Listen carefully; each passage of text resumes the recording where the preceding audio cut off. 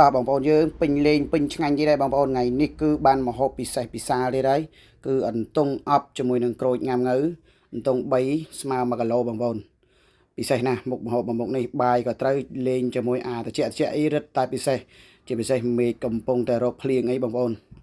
មើលហើយគឺថាស្រក់ទឹកមាត់តែម្ដងមិនស្រឹមតែស្រក់ទឹកមាត់ទេគឺហែវហ្មងឃើញហើយហែវហ្មងណា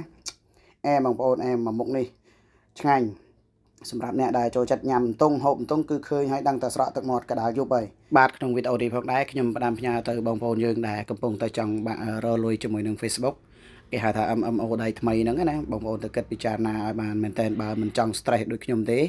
ខ្ញុំធ្វើឡើង3 4ឆ្នាំហើយបងប្អូននិយាយទៅវាចំណាយដើមទុនច្រើនបងប្អូនត្រូវការទិញទូរស័ព្ទរៀងថ្លៃបន្តិចឬក៏កាមេរ៉ាហើយការធ្វើម្ហូបធ្វើអីចេះគឺចំណាយរឹតតែខ្លាំងមែនតើបើយើងអត់មានដើមទុននេះទេគឺយើងដឹងតែអេតិបិសោហើយអញ្ចឹងបងប្អូនអាចធ្វើទៅលេងទៅផុសរូបភាពផុសអីហើយឆ្លៀតធ្វើម្ហូបអី